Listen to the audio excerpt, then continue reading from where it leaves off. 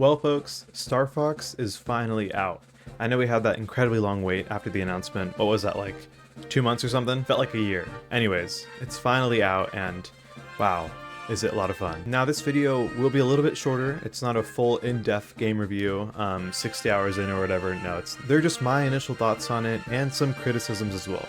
Now I'd like to start this by saying that I just started playing Star Fox only a month ago, like the entire franchise. I'm working on a video where I play through all the Star Fox games and wow, is Star Fox Zero, it's so, man, that game.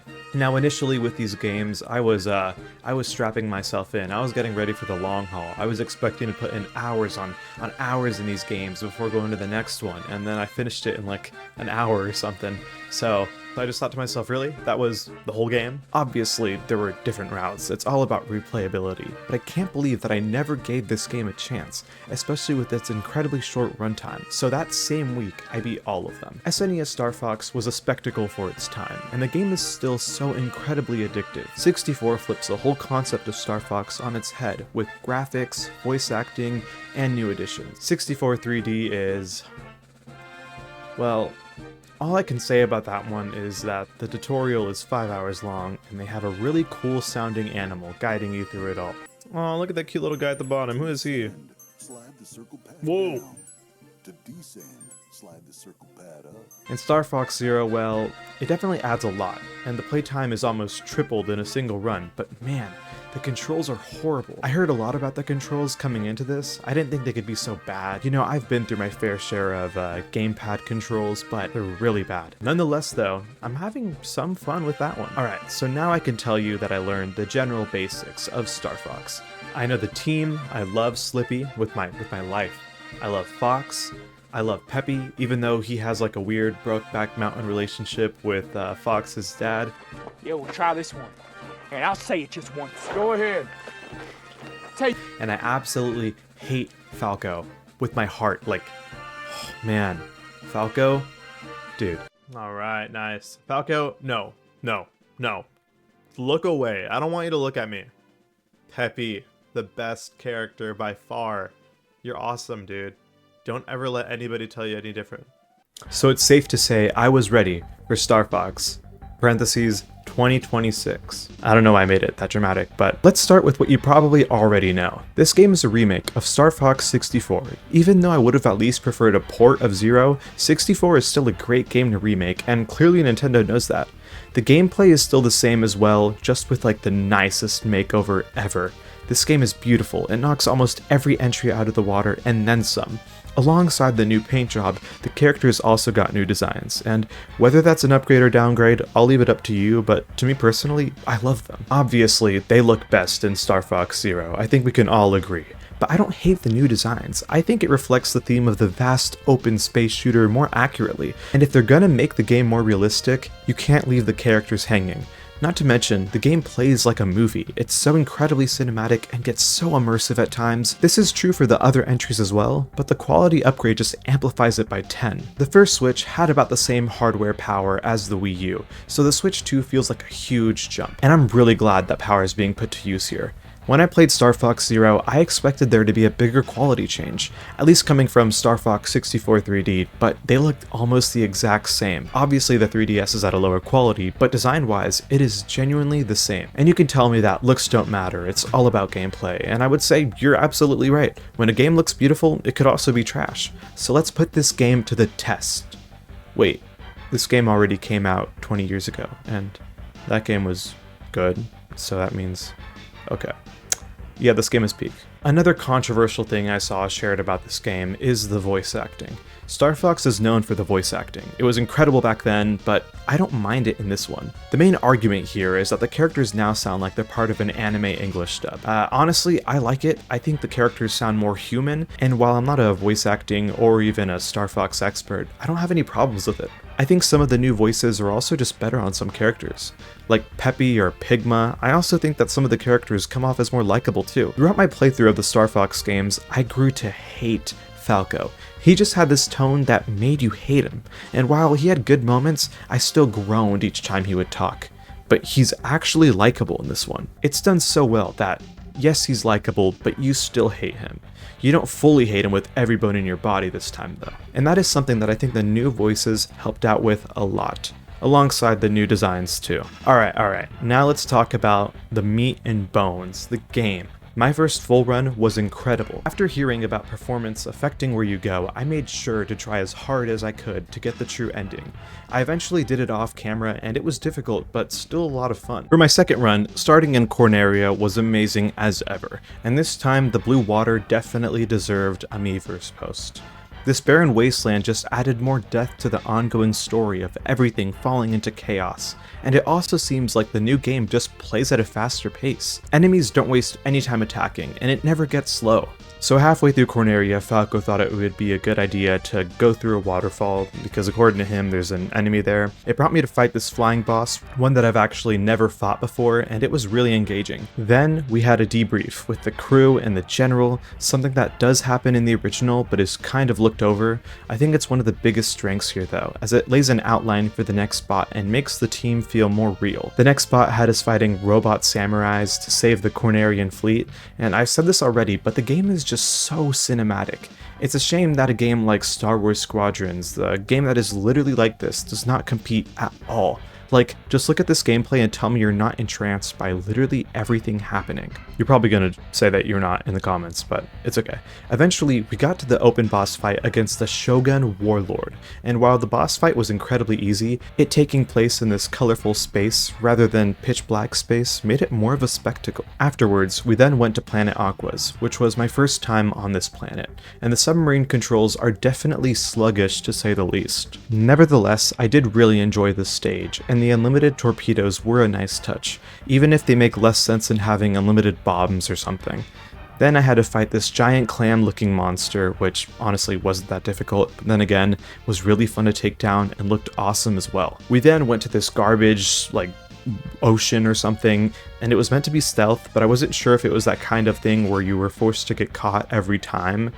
So I reset it one time and then I was just like, you know what, never mind, I'll get caught.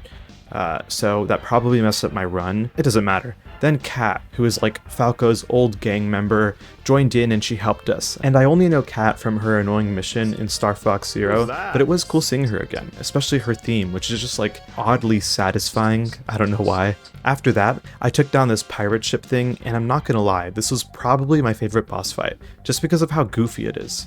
The pilot of the boat sounds like a pirate, and on top of that you have to dodge this like comically large anchor that just throws yourself at you. Then you sink the ship and kill everyone in that boat in the process. It was a big boat, people were definitely in there, but you know what? I don't know. Badass. We then did the San Andreas train mission. Oh, wait, no. The other train mission, which I've done plenty of times in the past, and I really like this one because of the Landmaster. I can do really cool sliding moves during the boss fight. I think I'll throw a clip up here of me doing it. This time around though, Kat joined us, and I'm assuming that was because of the last stage and her knowing us, I guess. She didn't really do much though, but I can't say she wasn't helpful. I hate when my crew screams at me for air support when they are literally 3 and I'm 1. On top of that, I'm risking my life on the ground trying to avoid mudslides, lasers, big brown balls. Okay, I'm sorry about that. So Kat was helping in stopping that bickering. Unfortunately, I couldn't do much of the really cool slide moves because I actually hit all the levers this time, which I never do. So the boss just kind of like blew up at the end and we won. Awesome. We then hit a fork in the road with Bulls. Am I pronouncing that right? Bullseye? I don't know. With that and Area 6, and I already did Area 6 in my past run, and that boss was just like so annoying. And I knew that by doing Bulls, I wasn't getting the true ending, but I wanted to see Boxman. Oh, do you not know the Boxman? Well, I guess he does have a real name, Golamek. That just makes no sense, but he is the most saddest and misunderstood boss ever. He is just like a sad man who's running away from you, doing absolutely nothing wrong, but yet he has to get blown up every single time.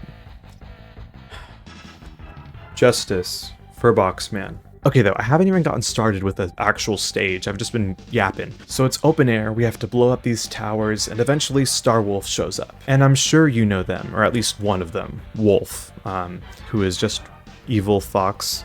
Then you have Pigma, who's like an evil Slippy, but he's also like 40 and used to know Peppy. Andrew, who is the alter to Falco and is like Andros's nephew or something. and Leon, who is, I don't know. He's like not even close to Peppy or whatever. We then take them down. Then you have to do this whole "you go left, I go right" segment. Meet Boxman again, and it's just like real. It's just really sad. You see the sadness in his face this time. And finally, we fight Andross. This is the fake one though, because I wanted to see Boxman again. The Andross fight is as simple as always. You blow up his hands, explode his head, and then destroy the Nightmare Maker 3000, which could also be classified as his robot face. I feel bad for the kids that are playing this one. Now the real Andross fight is like leagues better and also like way weirder. You have to shoot the eyes that are attached to his brain, and then your dad just like pops out of nowhere, and it's quite heartwarming and made me think that James, who's Fox's dad by the way, was alive this whole time, kind of like Metro Man, where he like hides and then gets found out, but no, he's dead. And here we are at the very end, the awards ceremony. Now, for me, the awards ceremony is one of my biggest gripes with this whole game. You're telling me we saved the cosmos, we saved all the planets in the world from Andross, and all we get is a little boardroom where you're just given some medals? Now, I don't know how military or those awards are given. I don't know if it's like customary for them to be in a small room or something, like private. Are you serious? Why is it not a stadium or just like a bigger room? And that's my biggest gripe. Sometimes it does change. In the 3DS version, it was like a Star Wars looking room, but in this one, it's bigger. Not stadium bigger, but it does have like ships in the back, which I will say is a nice touch. But man, next game, I want that stadium. Overall, Star Fox is always a good game to burn time with. You kick back, do a full run, and you're good. This game is no different, and especially with the portability, this one is incredibly impressive. It stays the same whether portable or on the TV. There aren't any frame drops, it's incredibly polished, and it's something that you can't say for a lot of the remasters on the Switch. I'm also gonna be honest, and I'll let you in on a little secret. I never got the real ending until now. Genuinely. Like, until this point, I thought all the runs were randomized and not based on how good you did in each stage. Up until this point, I thought the robot you fight was the true version of Andross. I felt so dumb. I keep saying this, but this game is just beautiful, and it helps the idea of Star Fox with the immersion too.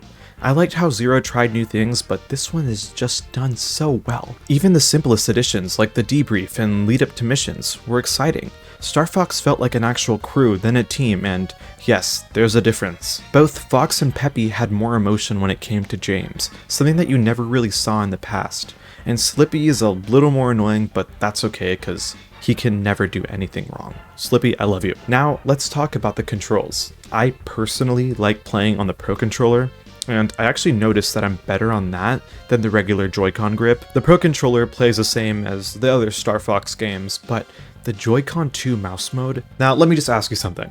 Do you miss Star Fox Zero? No? Well, we're gonna bring back the Wii U gamepad gimmick. How does that sound? Genuinely though, this mode is so annoying. It's the fastest way to get motion sickness ever. The fact that this is in Star Fox of all games too, a game in which barrel rolls are one of the many signature moves, makes it even worse. Not to mention, the mouse mode on Joy-Con 2 just gets uncomfortable for me after 20 minutes or so. It's fine for games like Mario Party where you alternate between mouse mode and the standard hold, but there's no reason to alternate here. I guess you get more of a precise shot, but like, is it even worth it? On top of that, all of the controls change as soon as you enter this mode, so it just becomes annoying.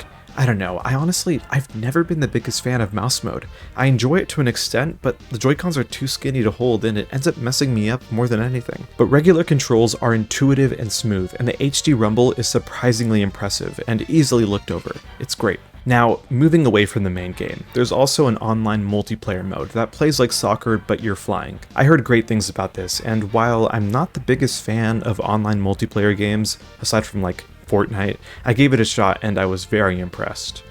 I don't think I'll play it anytime again soon, but it was definitely good fun, and I'm glad they threw it into a game that doesn't have too much original content to begin with. Alright, well, we'll start wrapping this up.